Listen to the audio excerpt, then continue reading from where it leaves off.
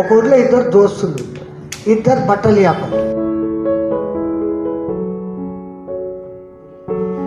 ఆ నమ్మనోడు దేవుడే లేడనే రకం. నేను కదా పైసలు సంపాదిస్తుండా కష్టపడి, గట్ల రకం వాడు. పై ఓడు ఇస్తున్నాడు అనేది ఈడి పద్ధతి.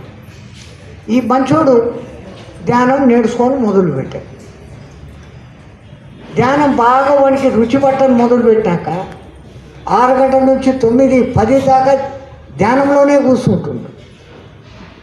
అరే 4 గంటలు వ్యాపారం నష్టం చేసుకుంటున్నావురా నువ్వు అని ఆయన గేలి చేసేవాడు. ఒకసారి ఆ ఇద్దరు ఒక వేరే ఊరికి అమ్మకానికి పోయింది.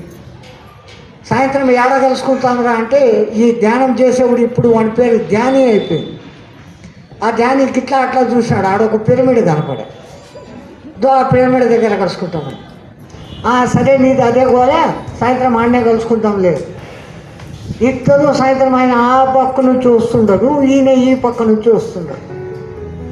వీడు ఎంతసేపు ధ్యానము దేవుడు ధ్యానము దేవుడు అంటాడు. వీడిని అవమానం చేయాలని ఆ పిడికిడి గోడ దిక్కు తిరిగి వీడు మూత్రం మోయడం మొదలుపెట్టి వాడు ఆడ నుంచి వస్తే దుర్మార్గుడా ఎంత తప్పుడు పని చేస్తుండవు నువ్వు అని తొందరగా వస్తున్నాడు. వాని కాళ్ళు ఒక ఇనుప మేకు దిగింది ఈ పక్క నుంచి ఆ పక్క. వాడు రామరామా అంటే కూర్చుంది. వీడు వస్తున్నాడు. అప్పుడే జోరుగా గాలి కొట్టింది. ఆ ఒక 1000 రూపాయల నోటు, ఆ కాలంలో పాతకాలంలో 1000 రూపాయలు ఇంత పెద్ద నోటు ఉంటుండే. ఆ నోటు వచ్చి వాడి ముఖానికి తెలియదు. ఇదంతా ఒక సాధువు ఒక శిష్యుడు చూస్తూ ఉంటారు. వాడు పిరమిడ్ దిక్కు తిరిగి మూత్రం పోయడము, అంత చండాల పని వాడు చేస్తే వాడికి 1000 రూపాయలు రావడం. వీడు ఎవడైనా దెబ్బ తగులితే ఏమంటారు? అబ్బా అంటారు, అమ్మ అంటారు. వాడు రామ అంటా కూర్చున్నాడు. ఎంత భక్తుడోడు. మరి వాడి కాల్లో ముళ్ళు దిగారు. ఈ శిష్యుడు చూస్తున్నాడు, అంతా గురువు చూస్తూ ఉంటాడు. అంతా చూసి గురువు లేచి ఏ మాయలరా నీది అని చెప్పి పక్కకు పోతుంది. శిష్యుడు తల కొట్టుకుంది. వాడంతా దుర్మార్గం పని చేస్తే వాడికి 1000 రూపాయలు దొరికా. ఈడింత మంచోనికి కాళ్ళు ఇంత ముళ్ళు దిగి మేకు దిగా.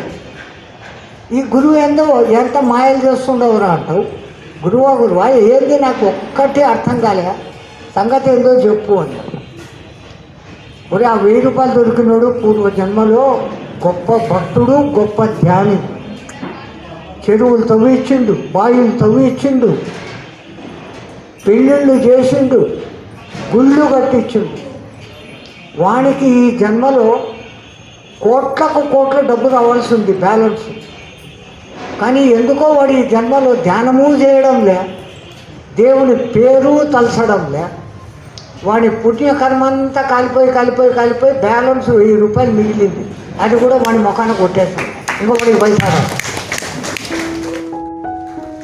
ఇంకా ఈ పక్కన మేకు దిగినోడు ఉన్నాడే, ఈడు పూర్వజన్మలో పరమ కిరాతకుడు. వాని పొలంకు దూరంగా ఆవులు పోతుంటే కూడా కర్ర ఎత్తుకొని పరిగెత్తి దాన్ని కాళ్ళు ఇరగొట్టేవాడు. వానికి ఈ జన్మలో 2 కాళ్ళు రైలు కింద పడి కట్టయిపోవాలి. గస్మంటిది అంత పాపరాసి. వాడు ధ్యానం చేస్తున్నాడు, భగవన్ నామం చేస్తున్నాడు. గా పుణ్యాన వాని పాపరాశి అంతా తగ్గిపోయి ఆ జరంత కాళ్ళు మేకు దిగింది అని. ధ్యానం చేస్తే ఇంత పెద్ద అంతా మీరంతా ధ్యానులు, మీకెందుకు ఈ కథ చెప్పాలా? మీరు వేరే వాళ్ళకు చెప్పండి, అందుకోసం చెప్పు.